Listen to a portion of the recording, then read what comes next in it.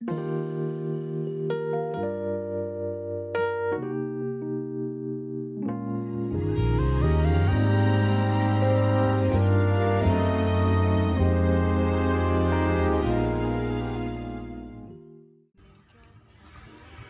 semuanya, Assalamualaikum warahmatullahi wabarakatuh.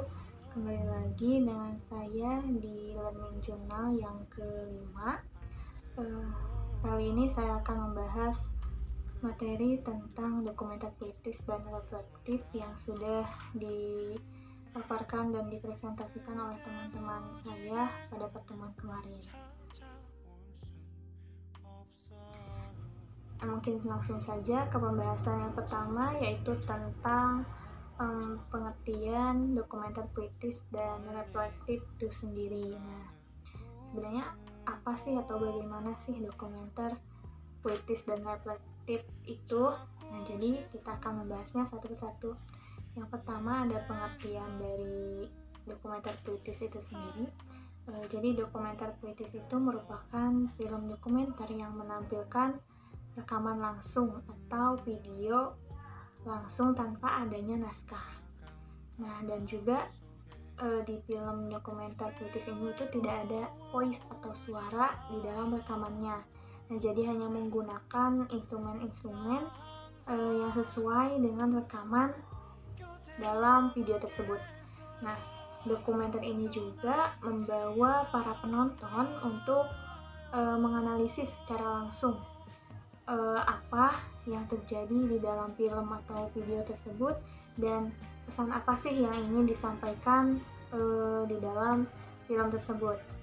Nah, jadi tadi itu merupakan pengertian dari dokumenter kritis. Nah, selanjutnya dokumenter reflektif. Nah, dokumenter reflektif ini tuh kebalikan dari yang kritis. Nah, dokumenter reflektif ini tuh menggunakan naskah dalam pembuatan filmnya. Nah, namun dokumenter reflektif ini tuh lebih memperlihatkan behind the scene atau cuplikan di belakang layar. Itu yang disampaikan atau dipaparkan oleh teman-teman saya kemarin. Nah, materi selanjutnya itu tentang perkembangan gaya dokumenter kritis dan reflektif itu sendiri. Jadi gimana sih gaya dokumenter kritis dan reflektif ini tuh bisa sampai tercipta atau bisa sampai ada di Indonesia. Nah, jadi perkembangannya itu seperti ini. Yang pertama itu ada perkembangan di film dokumenter kritis. Nah, dokumenter jenis ini itu awal mulanya itu berkembang pada pada dekade 1920. Nah, beriringan dengan percobaan-percobaan pada dunia sinema pada saat itu yang berkembang di daratan Eropa yang dimulai pada masa itu.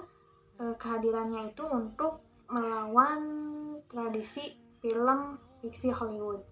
Nah, sebagaimana yang kita tahu kan dunia barat atau negara barat itu kan terkenal dengan Hollywoodnya untuk saat ini. Nah, selanjutnya ada perkembangan film dokumenter kritis di Indonesia. Nah, perkembangannya itu semenjak era reformasi yang memberi banyak peluang nih kepada pembuat film dokumenter agar ia lebih berkembang. Nah, mengingat Indonesia itu kan punya sejarah yang sangat panjang dalam hal tersebut gitu.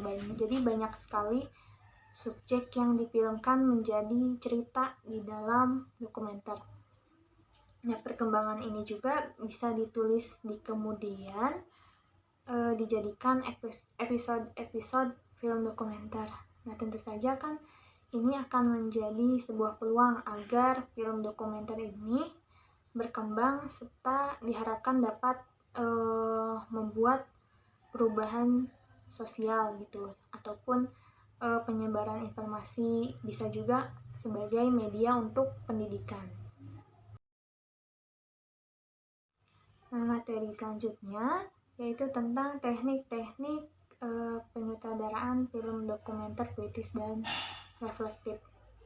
Yang pertama ada penyutradaraan dari film puitis. Nah, penyutradaraan jenis ini itu seorang sutradaranya tidak menggunakan teks, karena di dalam film dokumenter ini sutradara itu akan menampilkan sebuah instrumen dengan menggabungkan adegan-adegan di dalam film. Sang sutradara akan menyampaikan informasinya itu melalui dokumen atau sudut pandang dia, ataupun bisa dengan suasana atau juga dengan mood. Nah, selanjutnya itu penyutradaraan dari film reflektif. Nah, tipe film dokumenter reflektif ini itu kita merasakan sutradara dari suaranya yang dicoba merekonstruksi ingatan melalui footage dari arsip yang telah ia susun, yang telah sutradara tersebut susun. Nah, pembahasan yang terakhir ini yaitu tentang ciri-ciri gaya dokumenter puitis dan reflektif. Yang pertama ada ciri-ciri film dokumenter puitis. Nah, ciri-cirinya itu diantaranya itu pengambilan videonya spontan, artinya itu tanpa naskah gitu. Dan yang kedua menggunakan instrumen puitis. Instrumen ini tuh artinya itu ya lagu, bukan instrumen yang gimana-gimana.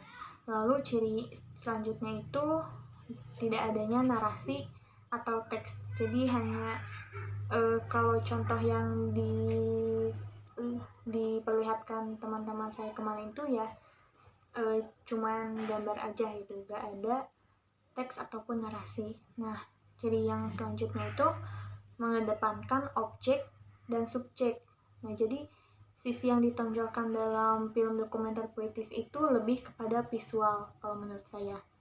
Nah, ciri yang terakhir itu tidak adanya dialog. Nah, selanjutnya ada ciri-ciri film dokumenter reflektif.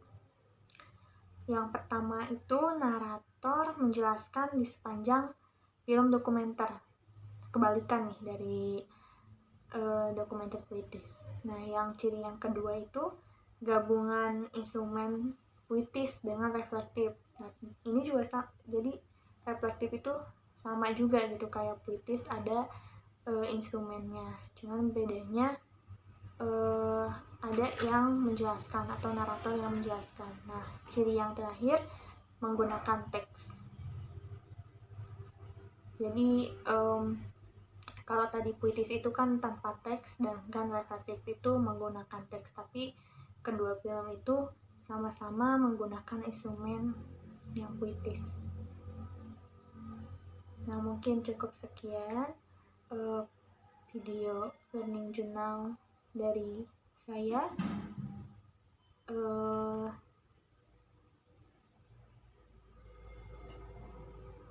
Sampai jumpa di video selanjutnya. Terima kasih.